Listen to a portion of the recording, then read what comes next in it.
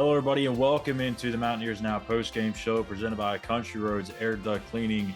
West Virginia falling in Stillwater today, 70 to 66. A quick look here at the numbers.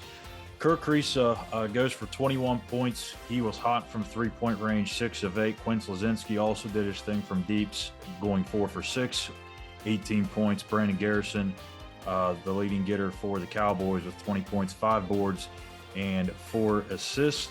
As a team, West Virginia shot 10 of 22 from the arc. And turnovers, although there was only 12 of them, they were quite timely and had been a little bit problematic throughout this game for West Virginia. But really the biggest thing that stands out in terms of the team stats, Oklahoma State goes 20 of 26 from the free throw line. So, Chris, let's go ahead and break this one down. What do you think? One field goal in the last 5 minutes. That'll do it every time. 8-2 run, right?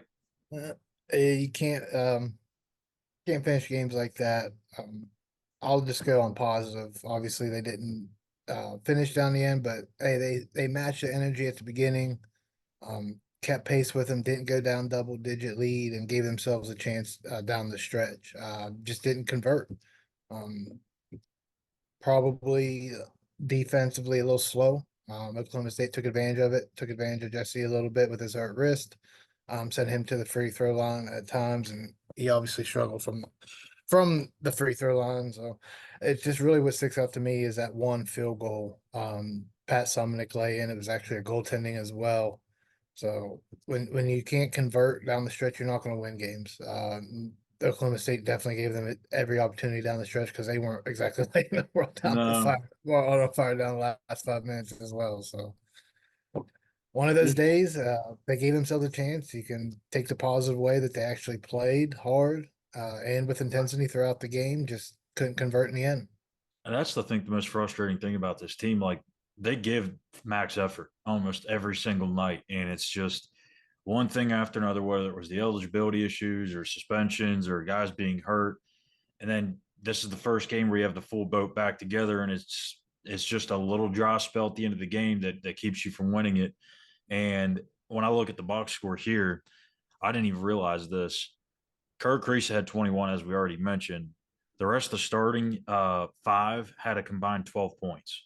That's just, and 3 of them had 2 points each. That's not going to help you very much. Quinn Slazinski was phenomenal off the bench, as we mentioned, but outside of Kriisa, Slazinski, and a little bit of contribution there from Noah Farrakhan, who was a couple rebounds away from a double-double, there really wasn't much offensively for them going in this one. And I don't know if that's just trying to find the rhythm, the chemistry, the flow with everyone being back together, but it was not necessarily the prettiest shows on that end.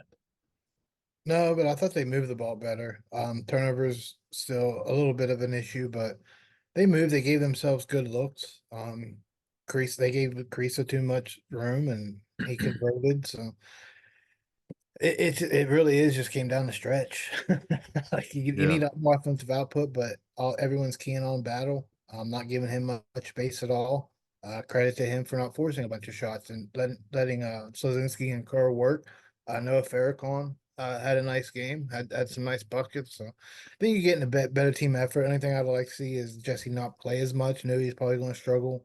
That wrist obviously still going to be tender. Probably played too many minutes today. But he's definitely a game changer around the rim with that length. But Pat looks like he's lost a little bit of his confidence after the last game. Maybe that had something to do with it as well. Get him back home. You seen him play really well there. Yeah, just need to convert down the stretch. I can't really blame tired legs like you could at the beginning of the year. Full complement roster, although Jesse is hindered a little bit. Probably going to still take a couple weeks for him to be at full strength to get him comfortable back in the playing shape and comfortable with his wrist. So we'll just have to kind of see what happens at home against Cincinnati. Maybe they can get it out to a big lead, an early start against a Cincinnati team that's going to be physical and tough in the paint as well. Yeah, you talked about Raekwon there. In these last 2 games, he is 3 for 12 from the field, 0 of 4 from 3, has 6 turnovers. I mean, what's going on with Raekwon? And at least in these last 2 games, I mean, he's going to have a down night every once in a while, but is there anything that is kind of peeking up as a red flag at this point? Not really. He's just gonna have to work a little harder off the ball. Probably something that he didn't have to do until elevating until the Big 12. It's obviously the best basketball conference. Night in, night out, you're gonna get the best of the best. And they got athletes that can run with them. So he's just going to have to work harder off the ball. We talked about it for the last few years. You have to run off those ball screens right. The screen has to be there. A lot of things has to happen for that to work correctly.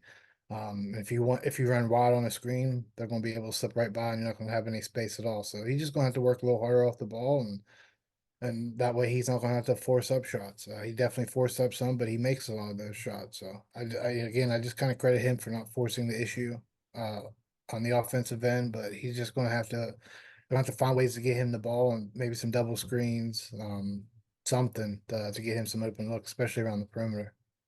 Yeah, Jesse Edwards, he finished with 4 points, 4 rebounds, pair of steals on the day. Not a crazy stat line for Jesse. It's actually very pedestrian for him, obviously, with considering the circumstances. But I think we've seen some flashes today with him and Kirk Kriisa, that little two-man action. That can be something that's going to really take this offense, I think, to the next level in terms of their efficiency and their effectiveness, because before you haven't had that. You haven't had anybody down there that could really pose a threat off the pick and roll. I mean, Pat Sumner could, I guess, but not to this level. I mean, Jesse Edwards is a freak. I mean, if we're just being frank here, but again, it's going to take a little bit of time for him to get back into speed. Until that happens, I mean, do you feel like they still need Pat Sumnick to be what he was through that stretch of games where they beat Texas and beat Kansas, or does Jesse Edwards just being back alone help? Pat's gonna have to get back to what he was. And some of that just may be with Edwards being an Kind of looking integrated part over his shoulder a within the little bit. roster. No, just him being back. He's not really getting in a rhythm um into the game today. So last game kind of notched it up to good defense today. Probably just fell out of rhythm a little bit. Probably wanted to play Edwards a little more, but like I said, probably shouldn't have played Edwards that much. You could definitely tell on the defensive end he was favoring that wrist. Oh yeah. Definitely hurt on the boards. So it's not an easy task, especially when you probably arguably your best player out on the floor. But um, again, some of that may just be doing assuming that having a bad game the other day and maybe lost his confidence a little bit.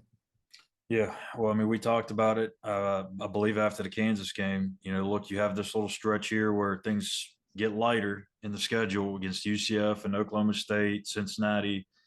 They're 0-2 in this stretch so far, and at 7-13, I mean, again, there's no chance at a at large bid at this point, but there still is a lot of runway left in Big 12 play to where you can get a pretty good seed and position yourself nicely to make a run in Kansas City. But they've got to turn it around fast, because the schedule is going to start picking back up again here soon. But they do return home Wednesday to take on Cincinnati. That one will air at 7 o'clock on ESPN Plus. Cincinnati currently 13-6 on the season, and they have UCF tonight at 7 o'clock. So that record will obviously change, but big one for West Virginia when you think to get back home, get back in the win column. You have two games coming up here: Cincinnati, BYU. You have to almost split at worst, right? You got one in both.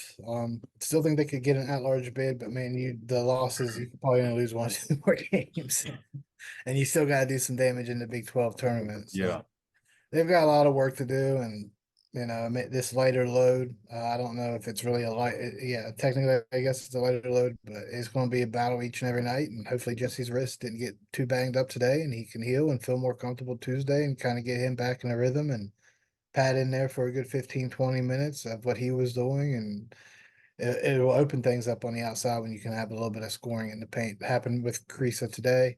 Some of the looks he got from 3-point range, I tied a career high to see, obviously a season high. So they've got the offense. Do you like more consistency from your guards scoring? I think Farrakhan's one of the more consistent players getting to the, either getting to the line or getting to the paint. He just had some of them hadn't fallen, but he's been kind of deadly at times. It just kind of need to put it all together. And it still feels like it should be November with this group, but here it is January and they're still trying to figure it out. Uh, yeah, it would be quite the interesting story, I would say, if this team had the full boat at the beginning of the year. I mean, I think that you could probably almost flip the record I think you'd be safe in saying they'd be close to about 13-7 or so at this point. They wouldn't have dropped some of those games earlier on in non-conference play, but it is what it is.